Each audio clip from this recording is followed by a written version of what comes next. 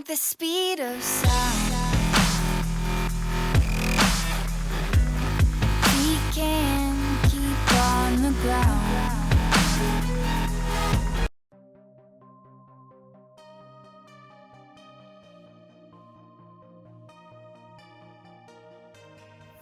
What is going on, you cool kids of YouTube? You know who it is. It's Evan from Evan Gets Aesthetic. First and foremost, I would like to apologize if my voice seems a little bit off on this commentary. I am just getting over a cold. Pretty much attacked my throat pretty hard. I haven't really had a voice for the past couple days, but we're getting over it, and it definitely did not stop me from trying to get this workout in. This workout is brought to you by the fact that I forgot my headphones at home. So because of that fact, I was able to not focus on the music, but focus on, getting my phone and making some video. And I'm pretty happy that I did. It's funny how those things turn out that way. Here you were just seeing a couple sets of my bench press. This was yesterday, which was Sunday. That means today is Monday. And something that I really wanted to do is whenever I can get a workout in on the weekend, I like to switch it up. I don't like to go through my same routine that I've been doing day in and day out, Monday through Friday. I like to switch it up. So here I'm doing something that I've not done in an extremely long time, which is a solely hypertrophy workout. Just working everything only focused on getting between 10 and 12 reps for each set, really working on that pump. And I just really wanted to see where I was at with this, because I've not done one of these workouts in probably about 10 months. I'm always doing a 5x5 and I've been focused on strength. So here it was just, I went in, I had a lot of fun doing it. And I definitely suggest you guys switch things up like that. I know that it's not exactly switching it up like a lot of people say that creates muscle growth, but it's just fun to switch it up sometimes. So I definitely suggest doing that. You can actually see evidence of that again in this exercise. This is just an incline dumbbell bench press, which, as you know, is one of my staples. I like to do this exercise probably at least 3 times a week. But you'll notice that I'm using 70s, and if you notice in my earlier videos, I'm using 90s and 100s to probably try to get to a 5x5.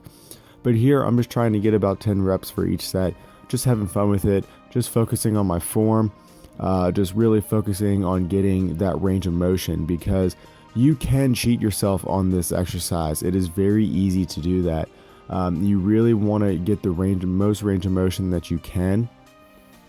A lot of times people will cheat themselves. They won't get they won't get their elbows as far as they can go. I'm not telling you to go out and hurt yourself, but I do believe that there is really there's a point that people think that they're stuck at, and you really can go deeper than that. And it is truly, guys, range of motion is one of the greatest factors in building muscle. I 100% believe that. You have to stretch those muscle fibers out, or your muscles just will not grow.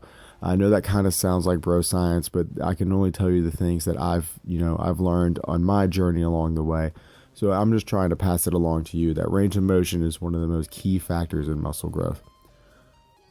So here is the last set I did of the incline, just really trying to focus on speed, intensity, and trying to get the rep range that I'm going for. Here are some just straight up easy curl bars. This exercise is brought to you by the shirt that I bought that was entirely too small for me, but waited past the return date, so I'm kind of stuck with it. So here I am. You'll notice in the last workout that I did with my friends, I really cheated myself on my form for my curls. I got called out on it. I knew that it was bad, but I didn't know it was bad until I looked at myself back on the video. So here I am. I put my ego to the side, and I just grabbed some 70s. Usually I can do curls with, or at least I thought I could, with 90s or 100s. But really making sure that my form is right. Guys, it's hard to do things the right way, but that doesn't mean you shouldn't do it the right way. It means that you absolutely should focus on form, put your ego to the side, and if you have to grab a lighter weight, do it. You're gonna be way better off in the end for it. So here you can see that I kind of paused there at the bottom. I'm not trying to swing. I want to take as much momentum as I can out of it. I may cheat here, in the last, kind of I cheated there a little bit. I rocked my shoulders a bit, but I'm really happy with this. I've been actually getting a crazy burn from it and a crazy pump from doing things actually the right way. I mean, I know it sounds so simple, but when you can't really see yourself, you don't really know how bad your form can be. So I suggest that everybody just take that time and really focus on keeping your elbows in. Really flex the triceps at the bottom of the motion, and you'll be so much better off. So here, this is the next exercise that I did, just your standard cable fly. Flies, if I'm doing a chest exercise, I'm putting some kind of fly in there, whether it's from cables or whether it's from pec deck.